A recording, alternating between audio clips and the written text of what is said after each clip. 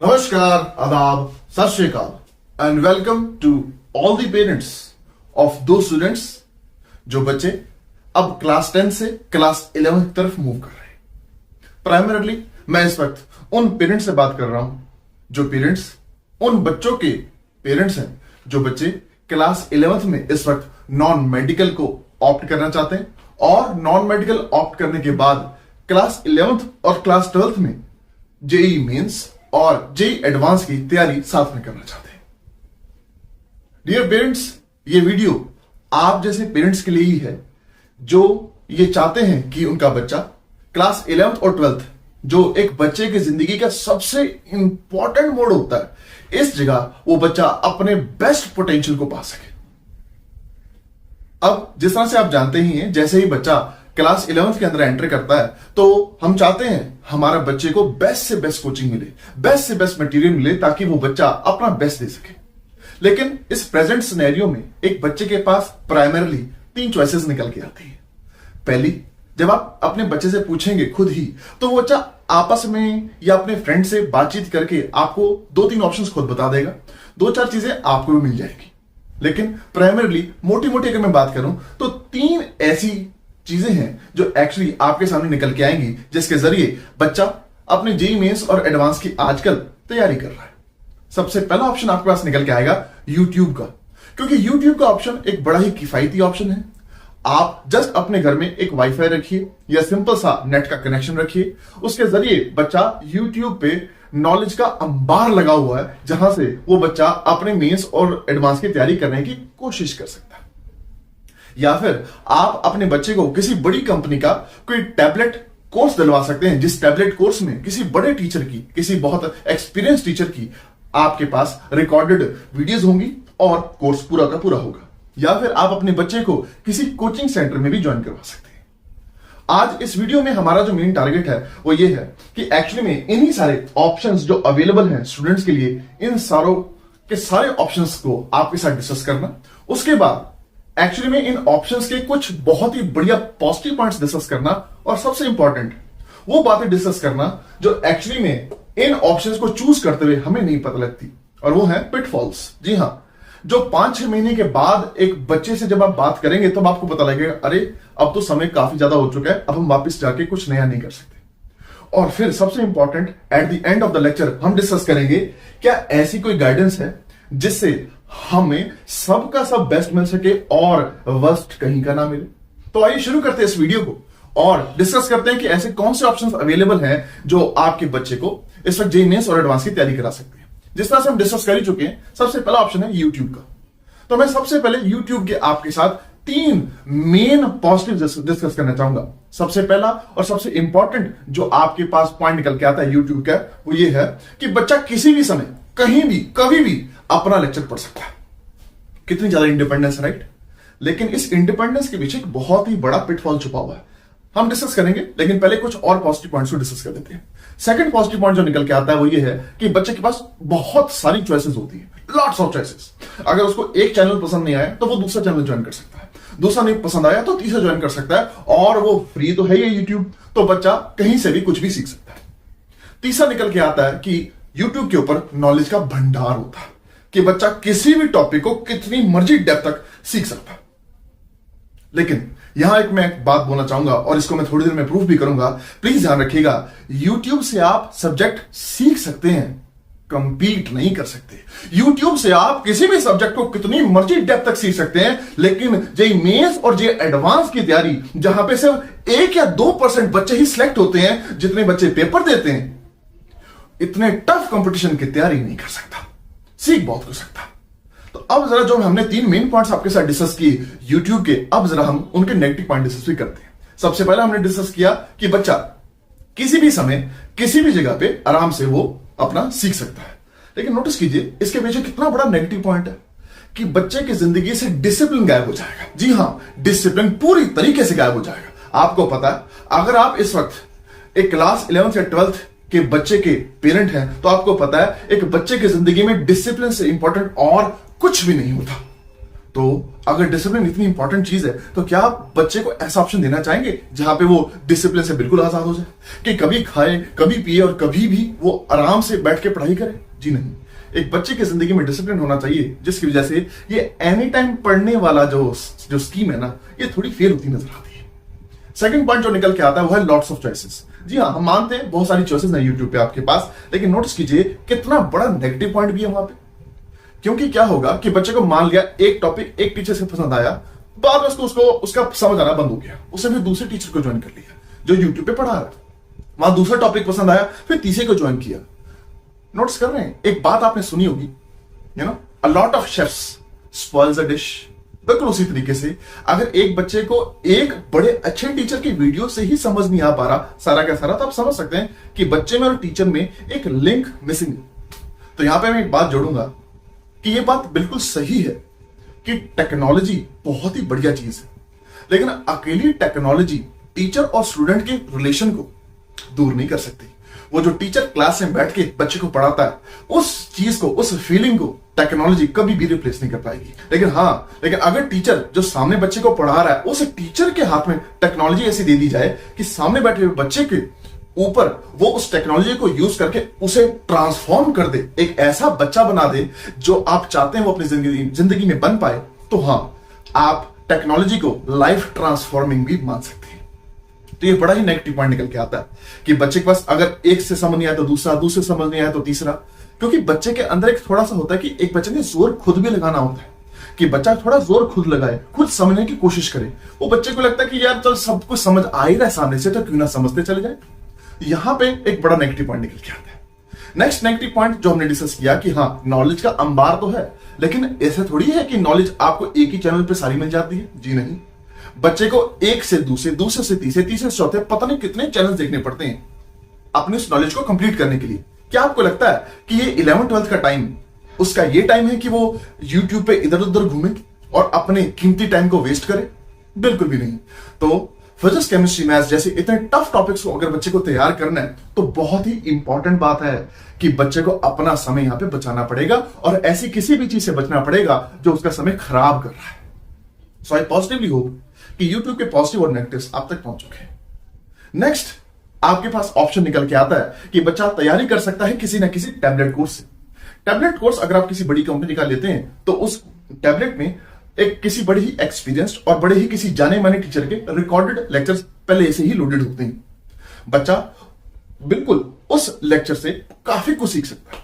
लेकिन कई बार क्या होता है, जो देखने में आया है कि बच्चे को अगर कोई बड़ा टीचर पढ़ा रहा है और वो प्री रिकॉर्डेड लेक्चर्स हैं, तो यहां पे समझने में ये आया है, पिछले जितने भी हमारा अभी तक ये कोरोना का काल निकला है उसमें ये समझने में आया है कि बच्चे को 50 से 60% तो टीचर का समझ आ जाता है। लेकिन जैसे ही टीचर अपना लेवल इंक्रीज करता है, जी मेन से एडवांस की तरफ जाता है, वहीं पे बच्चे का link most of the time teacher से टूट जाता है और बच्चा फिर इधर उधर देखता है कि यार अब मैं यूट्यूब देखूं या कोई होम ट्यूशन ज्वाइन करूं एंड सो ऑन। वहीं पे बच्चे का इंटरेस्ट टूटना शुरू हो जाता है। लेकिन ठीक है कि एक बड़ा ही एक्सपीरियंस टीचर अपने वेल रिकॉर्डेड कोर्सेज को, वेल रिकॉर्डेड पूरे कोर्स को बच्चे को दे रहा है, तो वहां पे कुछ ना कुछ तो पॉजिटिव निकल के आता ही है। ये पहला पॉजिटिव है। सेकंड पॉजिटिव है ऑफ कोर्स कि बच्चा उस टैबलेट से किसी भी समय कहीं भी सीख सकता है। तीसरा पॉजिटिव ऑफ कोर्स हमारे पास ये निकल के आता है कि बच्चे के ऊपर कोई टाइम का प्रेशर नहीं होता, कि बच्चा किसी भी टाइम पे कभी भी कुछ भी सीख सकता है, कि बच्चा सुबह चाहे सुबह से ही, रात चाहे रात से, कभी भी उस चीज को सीख सकता है। तो टैबलेट्स के नेगेटिव पॉइंट्स में जो सबसे पहला पॉइंट निकल के आता है वो है कि कोई इंडिविजुअल अटेंशन नहीं है बच्चे को। क्योंकि जब एक टीचर अपना पूरा का पूरा कोर्स रिकॉर्ड कर रहा होता है तो उसके सामने क्योंकि कोई बच्चा नहीं बैठा होता, तो मोस्ट ऑफ द टाइम वो टीचर का ध्यान सिर्फ ये होता है कि वो सारा का सारा जो उसे पता है वो सामने लगे हुए कैमरा में बोल दे, और अगर बच्चे को समझ आना है तो इट्स ओके, अदरवाइज वो कोई इंडिविजुअल अटेंशन नहीं मिल पाती। सेकंड नेगेटिव पॉइंट जो ऑफ कोर्स हमें समझाता है, क्योंकि किसी भी टाइम पे कभी भी बच्चा सीख सकता है, तो एक्चुअली में जो एक चीज मिस करता है बच्चा, फिर दोबारा वो डिसिप्लिन वाले पॉइंट को मिस कर जाता है। तीसरे पॉइंट पर अगर मैं बात करूं तो ये एक ऐसा पॉइंट निकल के आता है जो एक्चुअली में बहुत लेट क्लियर होता है, बहुत ही ज्यादा लेट। तो मैं इस चीज को अब डिस्कस करना चाहूंगा। जिस तरह से आप जानते ही हैं कि जब भी हमारी जिंदगी में कोई नई चीज हम लेते हैं, जैसे एज अ पेरेंट हम लोग जैसे कोई नई गाड़ी लेते हैं, नई गाड़ी जब हम लेते हैं तो उस नई गाड़ी को लेने के बाद 1 हफ्ते, 2 हफ्ते, महीना हम उसे खूब एंजॉय करते हैं, उसके नए नए फीचर्स, नई नई टेक्नोलॉजी हमें खूब अच्छी लगती है। लेकिन 3 4 5 6 महीने बीतने के बाद हमें उस गाड़ी और पुरानी गाड़ी में कोई फर्क महसूस नहीं होता, क्योंकि हमें एट द एंड लगता है ये वही तो काम कर रही है। लेकिन आप नोटिस करेंगे जो टैबलेट है, टैबलेट एक बड़ी ही इंपॉर्टेंट चीज मिस कर जाता है। वो ये है कि टैबलेट को ये थोड़ी पता लगता है कि सामने बैठा हुआ बच्चा जो है वो एक्चुअली में किस मूड में बैठ के आपके सामने टैबलेट के सामने बैठ के पढ़ना शुरू कर रहा है। क्या वो कुछ नेगेटिव तो नहीं है? क्या वो थोड़ा डाउन तो नहीं है? क्या वो थोड़ा कम मोटिवेशन तो नहीं फील कर रहा पढ़ने के लिए? वो इंस्पिरेशन तो नहीं ढूंढ रहा कहीं इधर उधर? टैबलेट ने अपनी स्पीड से चलना है और अपनी स्पीड से पढ़ाना है। यही यहां पे एक बड़ा मेन जो चीज निकल के आती है कि वो जो लिंक मिस हो जाता है ना एक क्लासरूम टीचिंग का, जहां एक टीचर अपने बच्चे को सामने रख के पढ़ाता है, वो लिंक बड़ा इंपॉर्टेंट होता है। क्योंकि क्लासरूम में जब टीचर पढ़ा रहा होता है उसे पता होता है कि सामने वाले बच्चे की आंखें से पता लग जाता है कि ये बच्चे को इंस्पिरेशन चाहिए, या फिर इस बच्चे को थोड़ा डांट के पढ़ाया जाए, या फिर इसको थोड़ा प्यार से पढ़ाया जाए। ये वो चीज है जो टैबलेट कोर्सेज बहुत ज्यादा मिस करते हैं। आई पर्सनली होप कि मोस्ट ऑफ द पेरेंट्स जो इस वीडियो को देख रहे होंगे वो सभी उसी प्रणाली से निकले हैं जिससे हम निकले हैं, जहां पे हमने देखा है कि हमारे सामने खड़े हुए टीचर्स की आंखों से हल्का सा भी हमें भनक लग जाती थी कि वो गुस्सा है, तो हम बिल्कुल सीधा होकर पढ़ने लग जाते थे। ऐसी चीज आज के बच्चे बहुत ज्यादा मिस करेंगे। अब तीसरा जो तरीका है बच्चों के पास तैयारी का, वो है जी हाँ कि बच्चा कोचिंग इंस्टीट्यूट ज्वाइन कर सकता है। कोचिंग इंस्टीट्यूट के जो सबसे बड़े मेन पॉजिटिव्स निकल के आते हैं वो है सबसे पहला well researched study material. Study material बहुत ही टॉप का होता है और जितने भी टॉप की बुक्स हैं, जितने भी टॉप की चीजें हैं, उन सभी का जो मेन अर्क है वो उन स्टडी मटेरियल्स में आपको मिल जाता है। दूसरा जो मेन पॉइंट निकल के आता है वो है इंटेंस कंपटीशन। जी हाँ, इंटेंस कंपटीशन।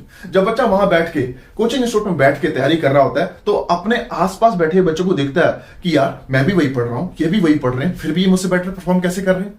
तो जब वो कंपटीशन की भावना जागती है तो बच्चा अपने आप सुबह जल्दी उठ के पढ़ता है, रात को जल्दी सोता है ताकि वो सुबह जल्दी उठ के और अच्छे से पढ़ सके, और यही चीज उसको इंप्रूव करती है। तीसरा मेन पॉइंट जो निकल के आता है कोचिंग इंस्टीट्यूट में वो है डिसिप्लिन का। जी हाँ, डिसिप्लिन का, जहां पे बच्चे को एक सही टाइम पे जाना होता है, क्लास लगानी होती है और एक सही टाइम पे क्लास से निकलना होता है।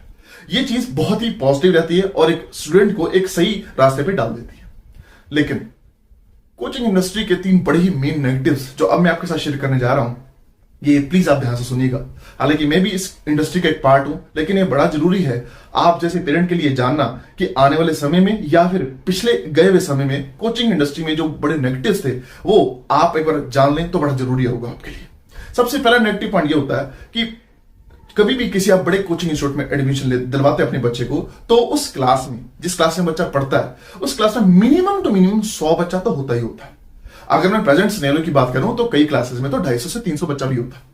वो 250 से 300 बच्चों में जो पहले टॉप के 5 या 10 बच्चे हैं उन पर टीचर का खूब ध्यान रहता है, लेकिन उन 10 बच्चों के अलावा जो बाकी 240 बच्चे बैठे हुए उस 250 क्लास के रूम में, वो जो 240 बच्चे हैं उन पे टीचर का ध्यान बिल्कुल भी नहीं रहता। और अगर अनफॉर्चुनेटली आपका बच्चा उन 240 बच्चों में आ गया तो वो बच्चा अपनी इंडिविजुअलिटी खो देता है। वो बच्चे को ये लगता है कि शायद मैं इतना अच्छा हूं ही नहीं, I am not good enough. क्या आप चाहते हैं कि आपके बच्चे को ऐसी हीन भावना फील करनी पड़े, उसमें ऐसा इंफीरियरिटी कॉम्प्लेक्स आए? जी नहीं। तो ये नेगेटिव पॉइंट आपके लिए जानना बड़ा इंपॉर्टेंट है।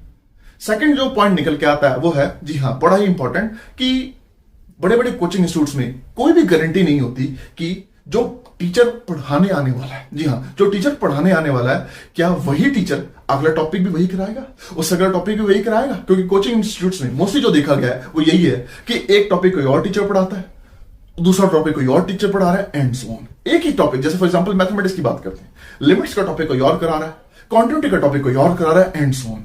इससे दिक्कत कोचिंग वालों को नहीं होती, इससे सबसे बड़ी दिक्कत होती है उन बच्चों को जो जस्ट बहुत मेहनत करके उन 250 बच्चों में से पहले 10 बच्चों में आते हैं, खूब परफॉर्म करते हैं, अपने एक रेपुटेशन क्रिएट करते हैं टीचर के सामने और बेस्ट परफॉर्म करना ही शुरू करते हैं। इतने में टीचर बदल जाता है, जिसकी वजह से एक बच्चा कोचिंग इंस्टीट्यूट्स को बहुत ज्यादा नेगेटिवली रिव्यू करता है।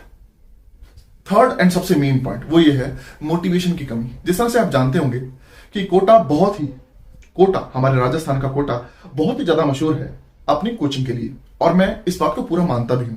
लेकिन आपने नोटिस किया होगा पिछले कई समय से, जब कोरोना से पहले के टाइम में आपने नोटिस किया होगा कितनी ज्यादा खबरें आई थी कोटा से बच्चों के सुसाइड्स की। अब खुद सोचिए, एक बच्चा पढ़ने जा रहा है, ऐसा क्या हो रहा है वहां पे कि बच्चे को सुसाइड करना पड़ रहा है? जबकि उसको पूरी सपोर्ट है अपने पेरेंट्स की, पूरी सपोर्ट है कि जैसा मर्जी खाए, जैसा मर्जी पिए, सब कुछ करे, बस पढ़ना ही है, फिर भी उस बच्चे को सुसाइड करना पड़ रहा। तो कुछ ना कुछ कहीं मोटिवेशन की कमी है कि बच्चे इतना ड्रास्टिक स्टेप उठा रहे। तो इन तीनों चीजों को बहुत ध्यान में रखते हुए हम लोगों ने एक ऐसा कोर्स डिजाइन किया जिसमें हम आपको इन सभी वर्ड्स के बेस्ट और इन सभी वर्ड्स के वर्ड्स से पहले रूबरू कराते हुए बच्चों तक बेस्ट प्रोवाइड करा सके इन तीनों वर्ड्स का, और बच्चों को बचा सके इन सभी वर्ड्स के वर्ड्स से। तो आई होप अगर आप अभी तक इस वीडियो में बने हुए हैं तो आपको मेरी कही भी कोई ना कोई बात तो जरूर अच्छी लगी होगी। So let me introduce to you our own academy, CTS academy, जहां पे हम लोगों ने इस पे पूरी कोशिश की है कि बच्चे को ये तीनों वर्ड्स के बेस्ट मिले और इन तीनों वर्ड्स के वर्स्ट से बच्चे को बचाया जा सके। सबसे पहले मैं बात करना चाहूंगा YouTube के सबसे बेस्ट पॉइंट की, और वो थी कि बच्चा जो है उसे नॉलेज का अंबार मिल जाता है। जी हां, तो आप पूछेंगे कि यहां पे क्या नॉलेज का अंबार है, आपको सब कुछ आता है? देखिए, मैं यहां पे आपको बड़ा पॉइंट क्लियर करता हूं। देखिए, ऐसा है कि YouTube को हम भी देखते हैं, लेकिन ध्यान से सुनिए, हमें कंपटीशन देना नहीं है। हम अपने टाइम पे कंपटीशन क्वालिफाई कर चुके हैं। हम और हमारी पूरी टीम, जैसे मैथमेटिक्स में पढ़ाता हूं, हमारे फिजिक्स वाले सर हैं, हमारे केमिस्ट्री वाले सर हैं, ये सभी के सभी टीचर्स को पता है कि YouTube पे पूरे नॉलेज का अंबार है। हम सभी जितने भी टॉप के चैनल्स हैं, जितने भी टॉप के वीडियोस हैं, हम सभी बैठ के अपने अपने रिस्पेक्टिव सब्जेक्ट्स की वीडियोस देखते हैं, और फिर उन सभी वीडियोस के जो सबसे मेन पॉइंट्स हैं बड़े सही समय पे बड़े तरीके से एक स्टूडेंट के हिसाब से उसको पढ़ाते हैं, ताकि YouTube का जो सबसे बेस्ट पॉइंट है वो उस बच्चे तक पहुंच सके। सेकंड, अब मैं टैबलेट की बात कर रहा था। टैबलेट का सबसे मेन पॉइंट क्या निकल के आया था कि एक बड़ा ही एक्सपीरियंस टीचर आपके बच्चे को अपना रिकॉर्डेड कोर्सेज देता है। यहां पे अब मैं जोड़ूंगा कि हमारी जो पूरी की पूरी टीम है, जिसमें फिजिक्स, केमिस्ट्री, मैथमेटिक्स के जितने भी टीचर्स हैं, वो बहुत ही ज्यादा एक्सपीरियंस्ड हैं, और ऐसे एक्सपीरियंस हैं कि उन्होंने अपने टाइम पे भी सभी एग्जाम्स निकाले हुए हैं, और उनसे कई सारे बच्चे पढ़ के आज IITs और NITs और बड़ी बड़ी यूनिवर्सिटीज में अपनी पढ़ाई को कंप्लीट कर रहे हैं। इसके बाद जो तीसरा हमने डिस्कस किया था वो था कोचिंग इंस्टीट्यूट के negative points and positive points. Coaching institute के सभी पॉजिटिव पॉइंट्स, क्योंकि हमारा भी कोचिंग इंस्टीट्यूट है, हमने वो सभी के सभी पॉजिटिव पॉइंट्स अपने इंस्टीट्यूट में इंस्टॉल किए हुए हैं। लेकिन सबसे बड़ी बात, वो जो नेगेटिव पॉइंट्स है, सबसे पहला क्या था? इंडिविजुअलिटी खोना। तो यहां पे मैं एक पॉइंट जोड़ना चाहूंगा कि हमारे इंस्टीट्यूट में एक बहुत सीधी सीधी प्रथा है, किसकी? शिष्य की और गुरु की, कि अगर स्टूडेंट को कोई भी दिक्कत है तो शिष्य और उसके टीचर, उसके गुरु में बीच में कभी भी ऑफिस इन्वॉल्व नहीं होगा। कि बच्चे को अगर कहीं भी कुछ भी डाउट है तो 24 आवर्स अगर वो बच्चे को कहीं दिक्कत आती है, बच्चा मैसेज करे, बच्चा कॉल करे, बच्चा कभी भी अपने डाउट्स को अपने टीचर के साथ डिस्कस कर सकता है। जी हां, पूरी की पूरी लगन के साथ हमारे टीचर्स, हम और हमारे टीचर्स इस बात को लागू करते हैं। अगला जो बहुत ही इंपॉर्टेंट पॉइंट निकल के आया था वो ये निकल के आया था कि हमारे कोचिंग इंस्टीट्यूट्स में गारंटी नहीं होती टीचर्स की, लेकिन यहां पे हमारे जो टीचर्स हमारे इंस्टीट्यूट की शुरुआत में हमारे साथ थे, आज भी हमारे साथ हैं और आगे भी हमारे साथ रहेंगे, तो वो गारंटी वाली बात तो आप हमसे ले लीजिए। ठीक है जी। नेक्स्ट हमारा जो पॉइंट निकल गया था वो था मोटिवेशन का। देखिए, इसमें बस मैं एक हल्की सी बात कहूंगा कि होता क्या है कि कई बार हम क्लास में बच्चे को पढ़ा रहे होते हैं, जैसे अगर आप में से कोई खुद क्लास 11th से पढ़ा होगा, क्लास 11th में मैथमेटिक्स लेके पढ़ा होगा, तो आपने देखा होगा कि पर्टिकुलर एक क्वेश्चन को करने के कई तरीके होते हैं, लेकिन ये एक टीचर को, जैसे मुझे पता है कि सामने वाले बच्चे को कितना आता है, तो उस बच्चे को उस टॉपिक में किस तरीके से करवाना चाहिए। तो हम किसी क्लास में किसी और तरीके से लेक्चर देते हैं कि बच्चे को पता लगे कि एक्चुअली उस टॉपिक में क्या है। अगर बच्चों का लेवल बहुत अच्छा है तो बच्चों से टॉप के प्रॉब्लम्स डिस्कस किए जाते हैं। अगर बच्चे अभी जस्ट सीखना शुरू ही किए हैं तो उन बच्चों को बड़ा बेसिक से उठाते हुए उस एडवांस लेवल तक लेके जाया जाता है। सो आई पॉजिटिवली होप कि अभी तक जितने भी हमने बातें डिस्कस करी वो आप तक बड़ी सक्सेसफुली पहुंच चुकी होंगी। एंड अगर आप कोई भी बात या कुछ भी डाउट अपना डिस्कस करना चाहते हैं, you are most welcome to visit our institute. हमने अपनी इस वीडियो के नीचे एक गूगल फॉर्म शेयर किया हुआ है, उसके ऊपर आप अपना जो भी मीटिंग टाइम है वो आप भर सकते हैं। हमारी ऑफिस से आपको कॉल आएगा और आप आके अपने सभी डाउट्स हमारे साथ बेफिक्र होकर, बिन चिंता होकर डिस्कस कर सकते हैं। सो आई पॉजिटिवली होप कि इस सेमिनार से, इस काउंसलिंग सेशन से हमने जो जो बातें आप तक पहुंचानी थी वो आप तक पहुंच चुकी हैं। Thank you so much for your time.